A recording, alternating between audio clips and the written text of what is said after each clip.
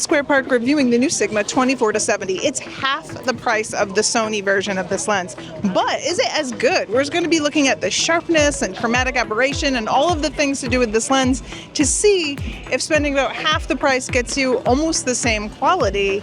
And this video is brought to you by Adorama. So if you're looking to buy anything as a creative or a creator, Adorama probably has it. And they have great deals, a good return policy. Check them out and use the links down below to support Adorama and us. Thanks.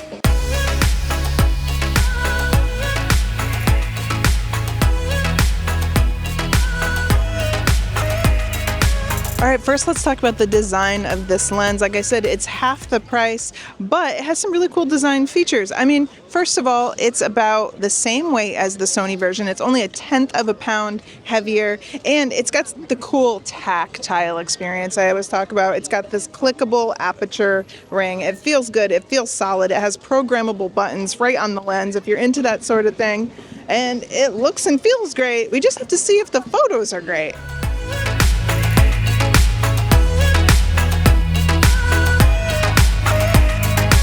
Portraits used to be shot with a 70-200 f2.8, but nowadays portraits are wider, they're closer, they're more intimate, and that's why the 24-70 f2.8 is like the perfect portrait lens.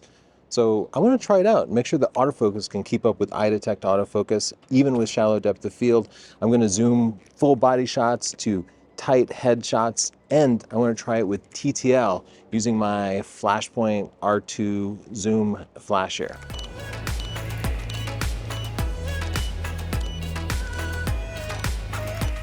Looking through the portraits, I'm actually a little bit disappointed. It nailed focus on a lot of the shots. Look how nice and crisp and sharp this is. But it also missed focus on our eye on a lot of shots, and that's not something I see out of the Sony lens. The Sony lens pretty much nails focus every time. So it feels like this lens isn't quite as precise as the Sony lens. With that said, in every set, I did get at least one sharp picture. So if you take enough pictures, you'll be guaranteed to get something. Now I want to test the real world sharpness against the Sony 24-70 f2.8. Usually I do this with 240 megapixel pixel shift files, but you're going to have to be happy with 50 megapixel RAWs today because there's no place in New York City steady enough to take a pixel shift shot like the whole city just moves. So let's see which one of these is sharper. At 24 millimeters, zooming in 300%, I just really can't find any place in the image where one picture is any sharper than the other. Maybe a lab environment would show something different, but these two seem matched. And again, at 70 millimeters, well, they look pretty much identical. This lens has an 82 millimeter filter size, which is the same as the previous generation, and it's the same as the Sony Holy Trinity, which is convenient. That means you don't have to buy new filters. I've got my Maven filters here. They're magnetic, so I can slap on an ND filter and get a long exposure really easily.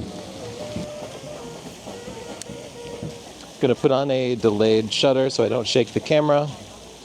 And with my ND filter, I'm at f13 ISO 100 in 6 seconds, so that should make the water nice and flowy.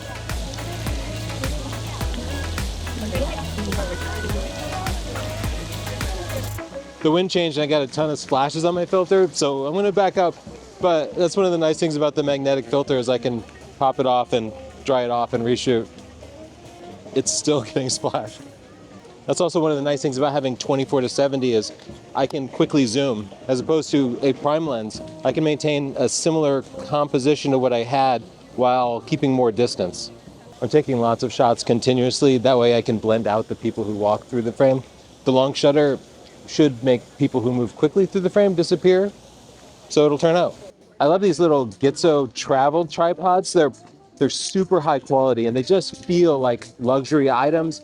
They fold up super compact and they're just 100% reliable. We tested all the travel tripods. Gitzo still makes the best ones. The sky's really boring on sunny days, but I like to turn the sun into a focal point by setting the lens to its highest f-stop. So I'm going to set the lens to f22 and include it as a focal point in this archway. Now, to find where the sun peeks out through the archway, I just look for the line of the shadow on the ground, and then I'll step over towards that shadow. And now I actually wish this were more like a 16mm lens, but the great thing about modern cameras is I can take multiple pictures as a panorama, stitch them together, and that way you can get super wide even with your 24-70.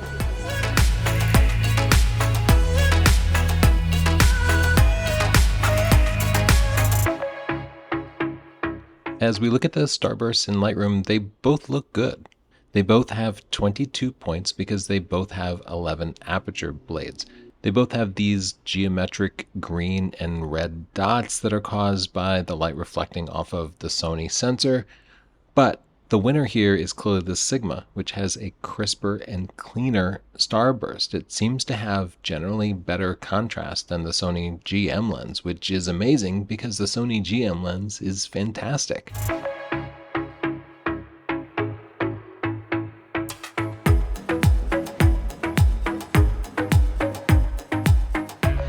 Okay, so I'm comparing the minimal focusing distance between the Sony and the Sigma, and the Sony was a couple of inches, like 2 to 3 inches, it's hard to tell, but the Sigma is so close that I had to take off the lens hood so that I could get close enough for it to focus, and that's it. What is that? It's about an inch.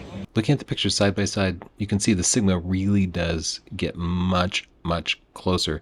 And even at f4, that macro photography produced really shallow depth of field. So if you do want to do some close-up photography, maybe ring shots at a wedding, the Sigma's the better choice. I'm taking pictures of skateboarders here.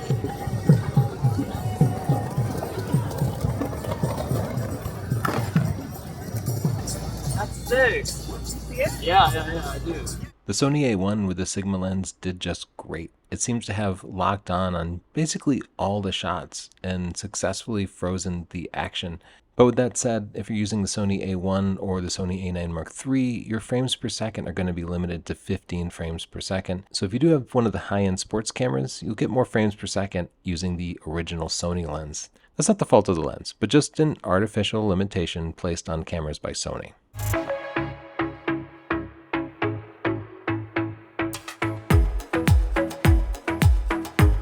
So should you get the Sigma 24-70 f2.8 or should you get the Sony instead?